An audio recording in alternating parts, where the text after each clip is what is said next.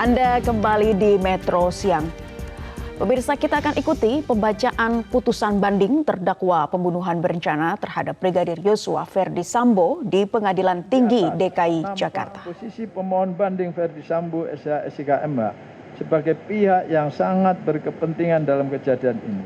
Dimulai dari awal mendapat kabar melalui telepon dari Magelang pada jam 23 WIB tanggal 7 Juli 2022 dari saksi Putri Chandrawati tentang kejadian adanya pelecehan seksual yang dilakukan korban Nofriansah Yosua Huta Barat sampai dengan kejadian korban meninggal dunia karena penembakan di Duren 346 Jakarta sekitar pukul 16 WIB sore tanggal 8 Juli 2022. Menimbang bahwa substansi dari pasal 55 ke 1 KUHP adalah bahwa ada 2 orang atau lebih melakukan suatu tindak pidana, atau dengan perkataan lain ada 2 orang atau lebih mengambil bagian untuk mewujudkan suatu tindak pidana. Menimbang bahwa dari rangkaian kejadian tersebut di atas dapat dilihat secara kronologis, yakni diawali sejak tanggal 7 Juli 2022 jam 23 WIB saat pertama kali terdakwa Ferdi Sambo SK MH mendapat pemberitahuan melalui telepon dari saksi Putri Chandrawati yang ketika itu masih berada di Magelang bahwa korban Nofriansah Yosua Huta Barat telah melakukan pelecehan terhadap dirinya di Magelang. Hingga kejadian penembakan sekitar pukul 16 WIB di Duren 346 Jakarta adalah merupakan tenggang waktu yang tidak sedikit, yakni sekitar 17 jam.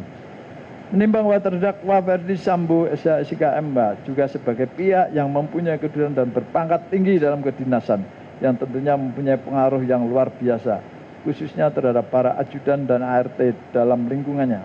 Apapun yang ia katakan atau perintahkan dipastikan akan dilaksanakan.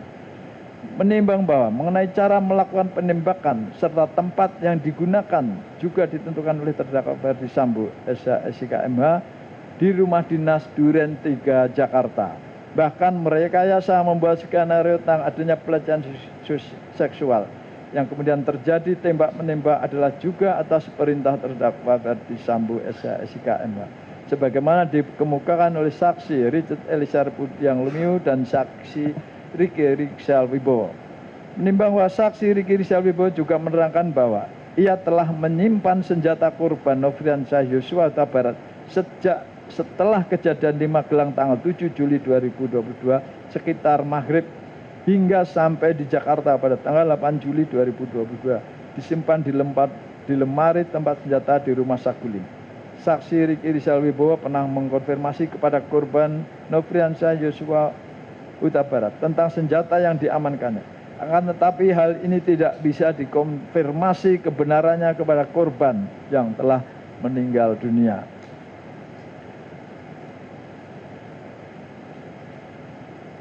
Menimbang bahwa yang terlibat dalam kerjasama yang mewujudkan suatu tindak pidana, walaupun perbuatan masing-masing dari mereka berbeda satu dengan yang lainnya, begitu juga bisa berbeda apa yang ada dalam sikap batinnya. Namun demikian perbedaan-perbedaan yang ada pada masing-masing itu terjalin suatu hubungan yang sedemikian eratnya tidak diketahui apa yang menjadi pertimbangan Majelis Hakim Yudek Fakti tingkat pertama. Satu hal yang menjadi pertimbangan baik oleh Majelis Hakim Tinggi maupun Majelis Hakim tingkat pertama adalah isi kesaksian Richard Eliezer Pudiang Lumiu di persidangan dalam perkara terdakwa Ferdi Sambo SK MH yang sekarang dimintakan banding ini adalah saksi Richard Eliezer Pudiang Lumiu memberikan keterangan yang secara lugas dan terang dengan menceritakan apa yang sebenarnya terjadi di luar skenario rekayasa yang telah dibuat oleh terdakwa. Adapun skenario yang dibangun oleh terdakwa sebelum kejadian adalah telah terjadi tembak-menembak antara korban dengan saksi Richard Eliezer Pudiang Lumiu. 6. Berkaitan dengan tidak adanya fakta-fakta yang dapat meringankan pemohon banding. Jelas bertentangan dengan Undang-Undang Kekuasaan Kehakiman, di mana pemohon banding selain mengabdikan dirinya sebagai anggota kepolisian, lebih dari 20 tahun juga memiliki peran sebagai ayah, orang tua, suami, dan anak bagi keluarganya, serta jasa peran yang dimiliki dalam batas yang wajar. tidakkah ada hal yang meringankan yang tersisa dari pemohon banding selama hidupnya? Bahwa tentang hal ini dapat dijelaskan bahwa majelis hakim akan menjatuhkan pidana. Saya ulangi, bahwa tentang hal ini dapat dijelaskan bahwa apabila majelis hakim akan menjatuhkan pidana maksimum dari ancaman pidana pasal yang terbukti, maka secara hukum tidak ada hal-hal yang meringankan. Karena apabila ada hal yang meringankan, maka putusan tersebut menjadi putusan yang pertimbangan hukumnya saling bertentangan atau kontradiktif, dan hal ini bisa dibatalkan.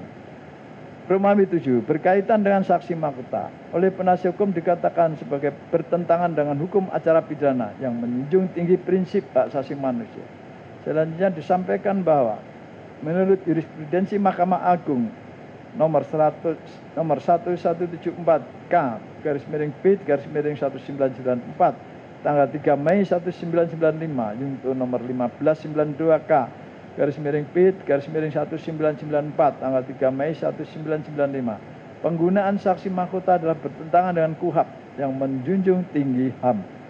Walaupun posisi saksi mahkota dapat diterima, bukan berarti keterangannya merupakan keterangan yang sempurna. Surat edaran Kejaksaan Agung RI nomor B/69/02/1997 perihal pembuktian dalam hukum pidana yang menyatakan putusan hakim yang menolak saksi mahkota sebagai alat bukti, maka dalam menggunakan saksi mahkota supaya sedapat mungkin diupayakan juga tambahan alat bukti yang lain. Penerapan saksi mahkota juga pernah dibenarkan melalui jurisprudensi Mahkamah Agung RI nomor 1986K /P/1989 tanggal 21 Maret 1990. Dijelaskan bahwa Mahkamah Agung tidak melarang apabila jaksa penuntut umum mengajukan saksi mahkota dengan syarat bahwa saksi ini dalam kedudukannya sebagai terdakwa tidak termasuk dalam satu berkas dengan terdakwa yang diberikan kesaksian. Ditekankan juga definisi saksi mahkota adalah teman terdakwa yang melakukan tindak pidana bersama-sama diajukan sebagai saksi untuk membuktikan dakwaan penuntut umum yang perkaranya dipisah karena kurangnya alat bukti.